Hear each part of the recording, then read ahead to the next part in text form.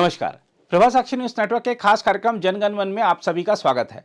प्रधानमंत्री नरेंद्र मोदी ने अपनी मंत्रिपरिषद की हालिया बैठक में विकसित भारत के संकल्प को सिद्ध करने के लिए रोड मैप बनाया और उसके आधार पर लोकसभा चुनाव में जाने के लिए अपने मंत्रियों को निर्देश दिया। बीजेपी के अन्य नेता भी 2047 का भारत कैसा होना चाहिए इस मुद्दे को लेकर जनता के बीच जा रहे हैं, लेकिन दूसरी ओर कुछ ऐसे दल भी हैं जो जोड़ने के नाम पर समाज को तोड़ने का काम कर रहे हैं। एक बड़ा विपक्षी नेता घूम घूमकर लोगों की जाति पूछ रहा है और देश में सारे काम छोड़कर जाति जनगणना की मांग कर रहा है। तो एक अन्य बड़े विपक्षी नेता ने कह दिया है कि भारत एक देश ही नहीं है। अपनी राजनीति चमकाने के लिए कोई विपक्षी नेता उत्तर बनाम दक्षिण की बात कहकर तनाव पैदा करने का प्रयास कर रहा है, तो कोई अपने परिवार को ही आगे बढ़ाने में लगा हुआ है। हम आपको यह भी बता दें कि इंडिया गठबंधन के बड़े नेता लालू प्रसाद यादव ने जिस मंच से प्रधानमंत्री नरेंद्र मोदी पर निजी हमले किए थे, उस दौरान राहुल गांधी, अखिलेश यादव, तेजस्वी यादव जैसे परिवारवादी राजनीति के सुरमा वहां बैठे ठहाके लगा रहे थे। एक गरीब परिवार के लड़के का जिस तरह शाही परिवार के शहजादे मजाक उड़ा रहे थे, वह असल में देश की जनता का और लोकतंत्र का उपहास था। सवाल उठता है कि इस परिवारवादी राजनीति की समस्या को दूर करने का उपाय क्या है। प्रधानमंत्री नरेंद्र मोदी आजकल अपनी हर चुनावी सभा में परिवारवादी राजनीति पर हमले कर रहे हैं। निश्चित ही इससे जनता में कुछ जागरूकता तो आई है, लेकिन सवाल उठता है कि क्या यही परिवारवादी राजनीति का सही इलाज है। सवाल उठता है कि कभी जातिवाद, कभी भाषावाद, तो कभी क्षेत्रवाद की राजनीति कर अपना स्वार्थ सिद्ध करने वाले नेताओं का सही इलाज क्या है। इस मुद्दे पर सुप्रीम कोर्ट के वरिष्ठ अधिवक्ता और भारत के पीआईएल मैन के रूप में विख्यात अश्विनी उपाध्याय का कहना है कि यह सब समस्याएं इसलिए हैं क्योंकि कानून घटिया है और न्यायिक व्यवस्था सड़ी हुई है। कानून घटिया है और न्यायिक व्यवस्था सड़ी हुई है, इसलिए लालू यादव आज बाहर घूम रहे। एक सजा याफ्ता व्यक्ति जिसने 1000 करोड़ रुपए का चारा घोटाला किया, वो जेल में सड़ने की बजाय बाहर घूम रहा है, रैली कर रहा है, पॉलिटिकल पार्टियों के नेताओं से मिल रहा है, इंडी गठबंधन बना के घूम रहा है। कानून घटिया है, न्यायिक व्यवस्था सड़ी हुई है, इसलिए हजारों करोड़ रुपए के बेनामी संपत्ति का मालिक अब्दुल्ला परिवार बाहर घूम रहा है, इंडी गठबंधन बना के घूम रहा है। महबूबा बाहर घूम रही है, स्टालिन का पूरा परिवार बाहर घूम रहा है। आपका झारखंड मुक्ति मोर्चा, अभी भी उसके नेता बाहर घूम रहे। एक तो पकड़े गए, लेकिन बाकी तो बाहर ही घूम रहे। मैं बार बार कह रहा हूं, कानून घटिया है, न्यायिक व्यवस्था सड़ी हुई है, इसलिए भारत में अराजकता है। और ध्यान से देखिए, ये इंडी गठबंधन के लोग क्या कर रहे हैं, जाति का जहर घोल रहे हैं भारत में, भाषा का जहर घोल रहे हैं, क्षेत्र का जहर घोल रहे हैं, सनातन को खत्म करने की बात कर रहे हैं। क्यों? क्योंकि उनको पता है कुछ भी बोलो कोई फर्क नहीं पड़ेगा। जब 15 मिनट में हिंदुस्तान से हिंदुओं को खत्म करने की बात करने वाला विधानसभा में बैठा हुआ है, तो फिर जाति का जहर घोलने पे क्या होगा? कुछ नहीं होगा। इसलिए मैं बार बार कहता हूं, कानूनों को बदलने की जरूरत है। अब मैं प्रधानमंत्री से निवेदन करता हूं कि आप इनको चुनाव में हराने की बजाय केवल कानूनों को बदलिए। आप कानून को बदलिए, मैं गारंटी के साथ कहता हूं, पूरा का पूरा लालू परिवार भारत छोड़ के भाग जाएगा। आप केवल संपत्ति को आधार से लिंक कर दीजिए, नार्को पॉलीग्राफ ब्रेन मैपिंग कानून बना दीजिए, नागरिकता, भ्रष्टाचारियों की नागरिकता खत्म करने का कानून बनाइए, भ्रष्टाचारियों की 100% प्रॉपर्टी जब्त करने और उनको आजीवन कारावास, फांसी देने का कानून बनाइए, जैसे चीन में है, सिंगापुर में है, कई देशों में। मैं गारंटी के साथ कहता हूं, लालू का पूरा परिवार भारत छोड़ के भाग जाएगा। आप केवल भ्रष्टाचारियों की 100% प्रॉपर्टी जब्त करने, नागरिकता खत्म करने, आजीवन कारावास, फांसी देने के लिए कानून बनाइए। मैं गारंटी के साथ कहता हूं, पूरा का पूरा डीएमके का जो कुनबा है ना, जो करुणानिधि का पूरा परिवार है, ये भारत छोड़ के भाग जाएगा। चूंकि कानून घटिया है, इसलिए अब्दुल्ला परिवार भारत में बैठा हुआ है। केवल प्रॉपर्टी को आधार से लिंक कर दीजिए। प्रॉपर्टी को आधार से लिंक करते ही पता चल जाएगा किसके पास कितनी बेनामी संपत्ति है, किसके पास 5000 करोड़ की बेनामी है, किसके पास 8000 करोड़ की बेनामी है।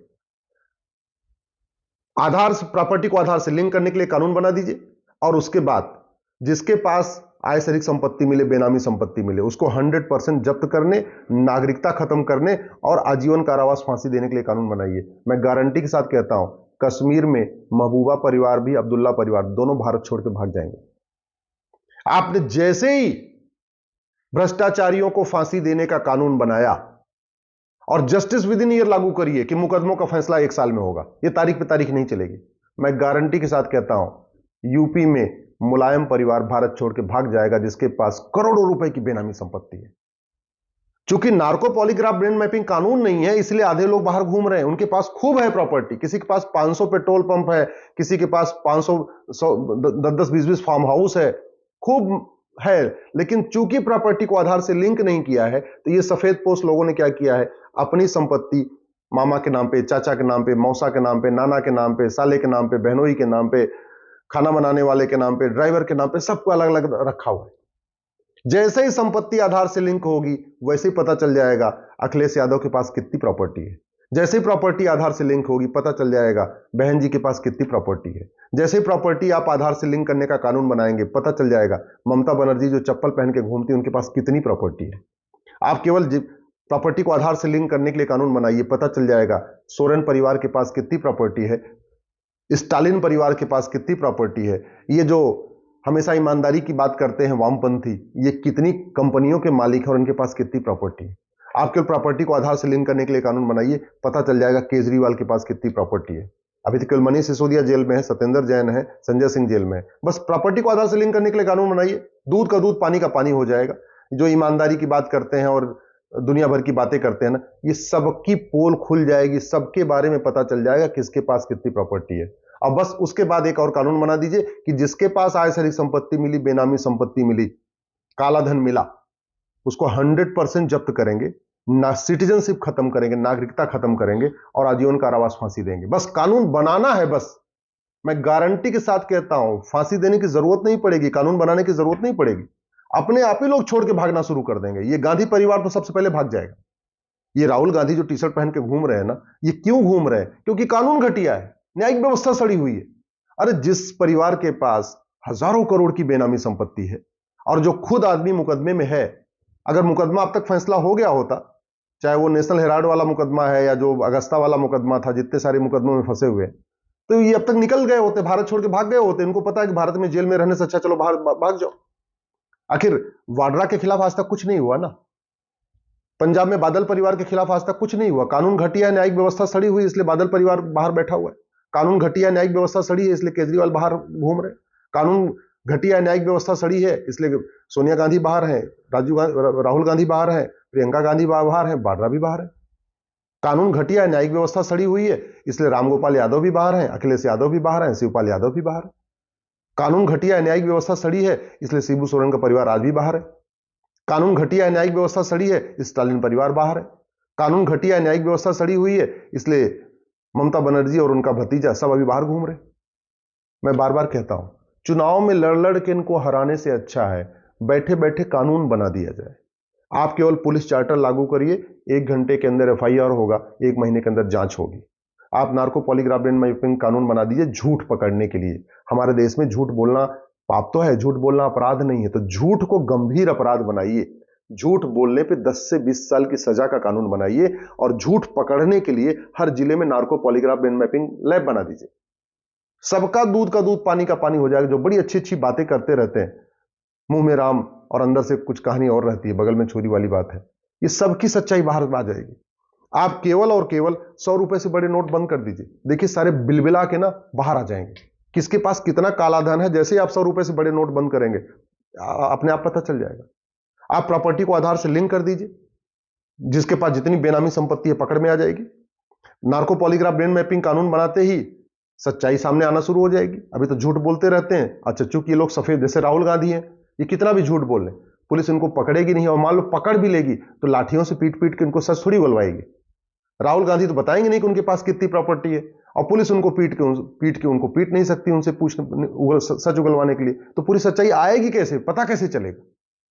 आप केवल और केवल सिटीजनशिप खत्म करने के लिए कानून बनाइए। देश में इतने घोटाले हो गए, 70,000 करोड़ का कॉमनवेल्थ घोटाला हो गया, 1,76,000 करोड़ का 2G घोटाला हो गया, 1,86,000 करोड़ का कोयला घोटाला हुआ। आज तक किसी भ्रष्टाचारी की 100% प्रॉपर्टी जब्त नहीं हुई। आज तक किसी भ्रष्टाचारी की नागरिकता खत्म नहीं हुई, सिटीजनशिप खत्म नहीं हुई। आज तक किसी भ्रष्टाचारी को आजीवन कारावास फांसी नहीं हुआ। क्यों? क्योंकि कानून घटिया है, न्यायिक व्यवस्था सड़ी हुई है। हमारे देश का जो टोटल बजट है 75 लाख करोड़, इसका 20% घूसखोरी, कमीशनखोरी, दलाली में चला जाता है।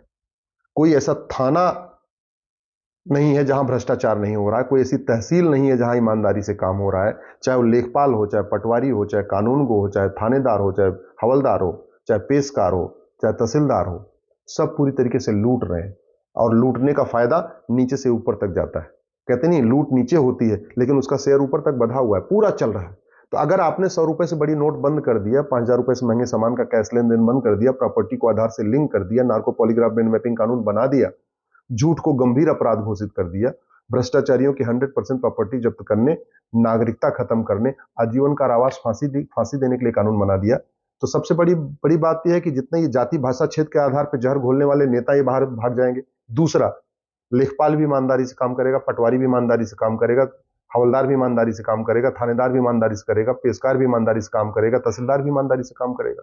तो आम जनता जो इस भ्रष्टाचार से पिस रही है वो भी ठीक हो जाएगी।